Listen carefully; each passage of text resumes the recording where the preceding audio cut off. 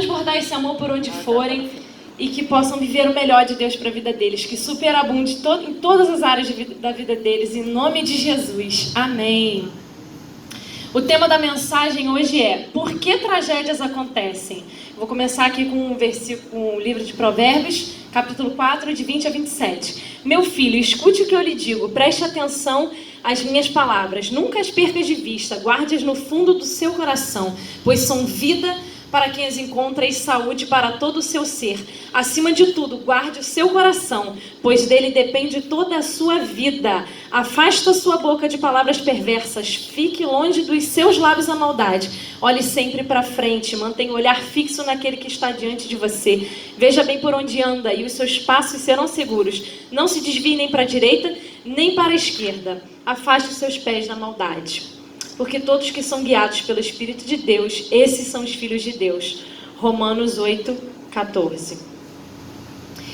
Hoje eu quero compartilhar com vocês alguns, sem querer esgotar visões e outras possibilidades, alguns motivos pelos quais o homem ele é responsável pelos seus comportamentos, pelas suas atitudes, e ele acaba colhendo consequências negativas, ou nós mesmos acabamos colhendo o peso ruim, né, das nossas atitudes. E isso acontece quando a gente se omite, faz mais escolhas, quando a gente desobedece, quando anda em pecado. Então, eu quero falar aqui sobre alguns motivos em que Jesus é questionado, sobre circunstâncias ruins na vida de pessoas. Né? No livro de João, capítulo 9, de 1 a 3, os discípulos perguntam para Jesus por que havia um homem que era cego desde nascença. E então eles perguntaram, foi por quê? Porque os pais dele pecaram ou porque ele pecou? E Jesus disse, nenhum nem outro, mas foi para que a obra de Deus se manifestasse na vida dele. Ou seja, a glória de Deus se manifestasse. E isso também quebra com algumas crenças que pessoas têm, né, em outras religiões, de que teriam outras vidas, né? No caso, e aqui eu quero reforçar a verdade bíblica de Hebreus 9, 28. E assim como aos homens está ordenado morrerem uma só vez, vindo depois disso o juízo. Então não podemos afirmar que ele teve uma vida passada e que teria praticado algum mal e que estaria pagando por isso. Pois nós vivemos uma única vida e nessa vida devemos nos doar, entregar para o Senhor, para que o seu Espírito nos guie em todas as coisas, para que possamos ter paz, saúde, proteção e livramento. Gostaria de falar um pouco aqui do caráter de Deus, porque ele é questionado diante de tragédias e circunstâncias ruins. O caráter de Deus é bom, a essência de Deus é o amor. Ele não pode negar a si mesmo, a sua palavra, aos seus princípios, às suas leis, a tudo que ele criou. Ele não nega-se, ele não é homem para que minta e nem filho do homem para que se arrependa. No Velho Testamento, Deus punia com maior rigor o pecado, porque Cristo não havia vindo a este mundo para pagar o preço pelos nossos pecados. Mas depois, agora, no Novo Testamento, nós, com a vinda de Cristo, então, ele pagou o preço pelos nossos pecados e Jesus é a exata expressão de Deus. Ele veio a essa terra e ele vivia para servir. Desde que ele acordava, ele orava, e ele, várias horas pela manhã, e depois ele ia por toda parte, fazendo bem, curando os enfermos, libertando os oprimidos pelo diabo, porque Deus era com ele, conforme está escrito em Atos 10, 38. E ele tinha essa vida de serviço. Então não podemos questionar que o mal vem de Deus, porque Deus é antes de tudo. Ele é criador de todas as coisas. Ele é o próprio bem, ele é a própria expressão do amor do universo. Então não nos compete questionar o agir de Deus e seus atributos, sua onisciência, onipresença, onipotência. E também não nos cabe questionar o porquê de certas circunstâncias ruins acontecerem na vida de pessoas. Nós não estamos dentro delas para saber o que elas pensam, o que elas sentem, os seus comportamentos. São pessoas teimosas, se andam em pecado. Não nos cabe questionar ou julgar se elas merecem ou não, se deveria ter acontecido ou não, se foi por um motivo ou por outro, enfim. Cabe a nós orarmos por elas e não questionar o porquê de certas circunstâncias ruins terem acontecido. E o fruto do Espírito também, ele traz as características do caráter de Deus. E aqui eu gostaria de falar também do livre-arbítrio do ser humano. Né? Nós temos uma mente, Deus nos deu uma mente, uma capacidade para fazermos escolhas diárias, decidirmos entre o bem e o mal.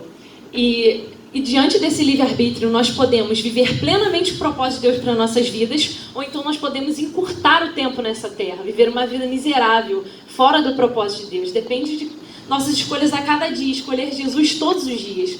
Pensar e decidir como Ele decidiria.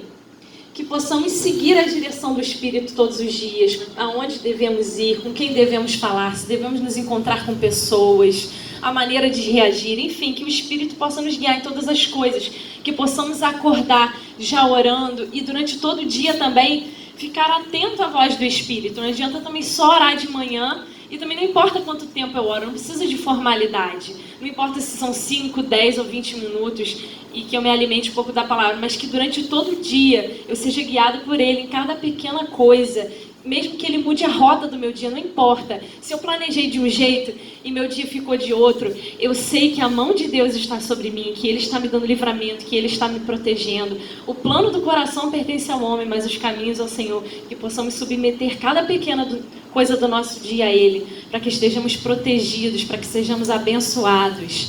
Eu vou apresentar aqui, então, 3 comportamentos que nos deixam vulneráveis ao mal. O primeiro delas é a omissão. Eu gostaria de compartilhar com um versículo com vocês. Sejam praticantes da palavra e não apenas ouvintes, enganando-se a si mesmos. Tiago 1:22. Refletir sobre isto, pois quem sabe que deve fazer o bem e não faz, comete pecado. Tiago 4:17. A primeira missão que eu quero abordar aqui é de fazer boas obras em nome de Jesus. Se tem algum irmão com necessidade, tem alguém doente, alguém que precisa de algum recurso financeiro e você pode, você não faz, ou em outras circunstâncias mesmo, porque aquele que pode fazer o bem não faz, outros estão perecendo, perdendo a vida, ficando doentes, ou seja, nós devemos fazer se nós podemos. Um outro exemplo são graves acidentes ou tragédias que acontecem com pessoas ou com crianças que não observaram o dever de vigilância corretamente, não cuidaram de si ou do outro à sua volta. E nesses casos, aí Deus ele pode intervir com um milagre ou ele pode permitir que circunstâncias ruins aconteçam. Mas em todas essas coisas, sejam boas ou ruins, Deus tem um propósito para cada coisa que acontece em nossas vidas. E com certeza nós podemos usar isso para crescer. O segundo ponto que nos deixa vulneráveis ao mal é a desobediência e más escolhas. Se vivemos no Espírito, vamos andar no Espírito, não corremos o risco de fazer mais escolhas. Mas quem semeia para a carne, da carne colhe destruição. Quem semeia para o Espírito, do Espírito colherá vida eterna. Gálatas 6:8. Aqui eu brevemente vou falar de um exemplo de uma desobediência que Luciano Subirá fala do livro dele, No Agir Invisível de Deus. Ele fala que no início do ministério, ele fazia um ministério itinerante, mas ele era muito novo, ele tinha 18 anos. E ele queria ficar nesse ministério itinerante, ele de forma alguma ele queria pastorear uma igreja local. Ele tinha uma enorme resistência em relação a isso. Mas era o que Deus queria para a vida dele. Mas ele não parava para ouvir a voz de Deus, ele não queria saber, ele ficava tão resistente que ele não parou para ouvir. E simplesmente aconteceu um acidente, e que ele capotou com o carro, ele bateu, sofreu um traumatismo craniano. E só um ano depois ele foi descobrir o porquê desse acidente. Ele descobriu que era Deus querendo reajustar a rota, reajustar o propósito. Ele